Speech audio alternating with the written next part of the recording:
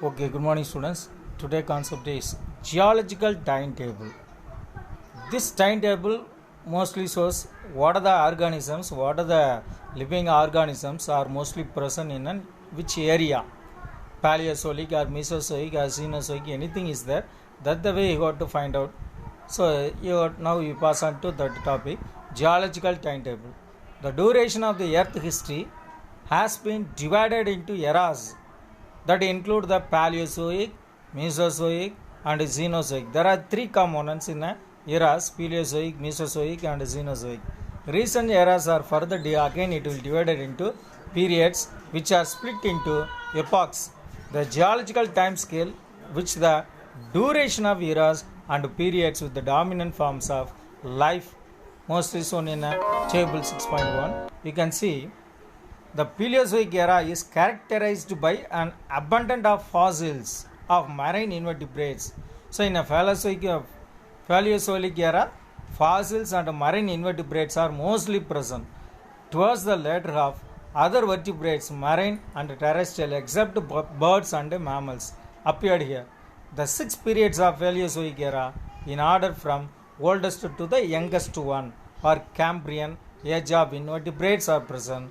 Ordovician, freshwater fishes, ostracoderms, various types of mollusks. Silurian, origin of fishes also there. Devonian, age of fishes, many type of fishes also there, such as lungfish, low-finned fishes, and also ray-finned fishes. Mississippian, earliest amphibians mostly there. Echinoderms also present. Peninsulian, earliest reptiles also present. Permian, mammal-like reptiles also present in a Paleozoic era. Six periods also there. In Mesozoic era, dominance of reptiles only present, called the Golden Age of Reptiles, is divided into three periods, namely Triassic, origin of egg-laying mammals it will present, and also some other areas it will present. Jurassic period, dinosaurs were dominant on that area. Fossil bird, Archaeopteryx, also present in the Cretaceous. There is extinctions of toothed birds and dinosaurs, emerges of modern birds also there. And Cenozoic era, age of mammals it will present. Only here there are two periods only present: tertiary and quaternary. Tertiary period is characterized by mostly the abundant mammalian fauna. This period is subdivided into five epochs, namely Paleocene, placental mammals, and Eocene, monotremes except duck-billed platypus and Echidna, hoofed mammals, and carnivores. Oligocene, higher placental mammals appeared here. Miocene, origin of first man-like apes, and Paleocene, origin of man from man-like apes. Then quaternary period witnessed the decline of mammals and beginning of human social life which will started. Quaternary period witnessed the decline of mammals and the beginning of human social life. It will present.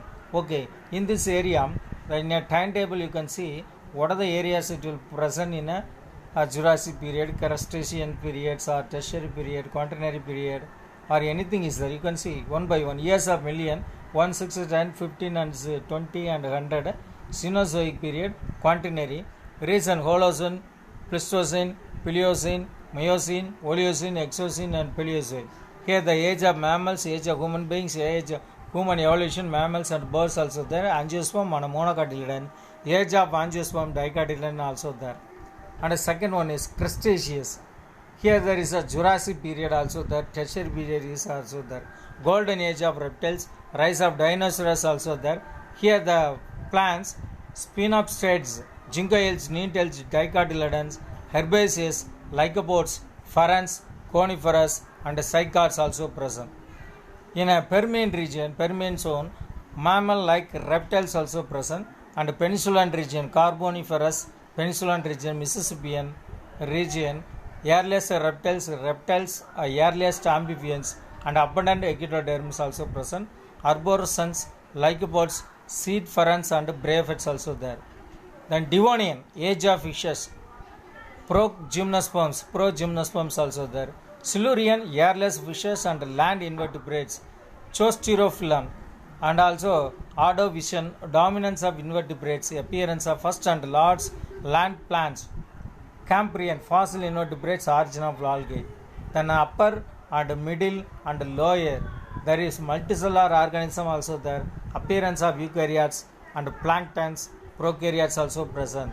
These are the timetable shows what are the plants, what are the animals it will present in this which area. Okay. Then next one is relative dating, and also there is a absolute dating. Which one is relative dating, which one is absolute dating? Here the age of fossils can be determined by using two methods, namely relative dating and absolute dating. The age of fossils mostly determined by, there are two methods. First one is relative dating and also another one is absolute dating. Here in a fossil determine, the relative dating is mostly used to determine the fossil by comparing it to a similar rocks, compared to similar rocks and fossils of known age. That is called relative dating.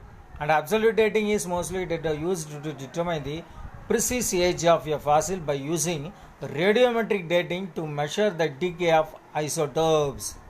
Precise age of a fossil by using radiometric dating to measure the decay of isotopes. Then biological evolution, formation of protobions. Here abiotically produced molecules can spontaneously self-assemble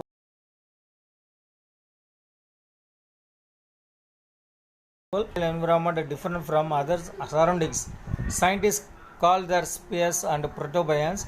Liposomes are lipids in a solution that can self-assemble into the lipid bilayer. Some of the proteins inside the liposome acquired through properties of enzymes resulting in fast multiplication of molecules. Okay, the conservatives which nucleoprotein and nutrients had a limiting surface membrane that had the characteristics of viruses or free living genes. Subsequently, number of genes united to form a protoviruses, somewhat similar to present day, the ancestral to the modern bacteria and blue-green algae. The other form of airless cells contained a nucleoprotein clumps that condensed into a central mass surrounded by a thin membrane. This membrane separated nucleoproteins from the cell substances. Such cells were referred to as protista. When the natural sources of food in the ocean mostly declined in a course of time, the ancestors of Monera and protista had evolved different methods of food procurement. This may be summarized in a parasitism, saprophytism, predator or animalism, and chemosynthesis of photosynthesis. When the number of photosynthetic organisms increased, there was an increase in free O2 in the sea and atmosphere. You can see the equation CH4 plus 2CO2, 2O2 gives CO2 plus 2H2O. 4NH3 plus 3O2 gives 2NO2 plus 6H2O. The atmospheric oxygen combined with this methane and ammonia to form CO2 and free nitrogen. The pressure of the free O2 brought about the evolution of aerobic respiration, which allowed yield large amounts of energy by oxidation of food stuffs. Thus prokaryotes and eukaryotes evolved. The next one is experimental approach to the origin of life. Experimental approach mostly given by Urey and Miller paved way by understanding the possible synthesis of organic components that leads to appearance of living organism is depicted in the figure 6.1. In their experiment, a mixture of gases was allowed to circulate over electric discharge from a tungsten electrode. A small flask was kept boiling and the steam emanating from it was made to mix with this mixture of gases emanating from it was made to mix with the mixture of gases, ammonia, methane and hydrogen. It is a large chamber that was connected to the boiling water only. The steam condensed to form water which ran down the U-tube. Experiment was conducted continuously for a week and the liquid was analyzed.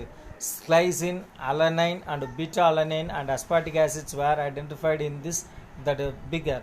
Thus Muller experiment had an insight as to the possibility of biogenetic synthesis of large amount of variety of organic matters organic compounds in nature from the mixture of sample gases in which the only surface carbon was methane.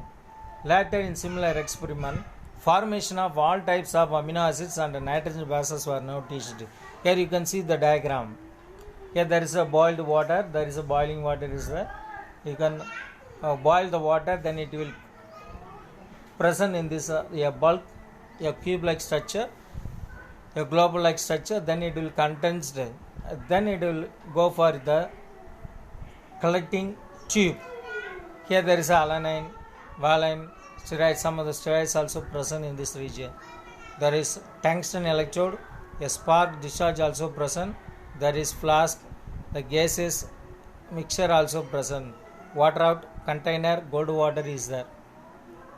Okay, here there is aqueous medium containing the organic components, tip for withdrawing a sample also there. Okay, up to this one you have to read very carefully.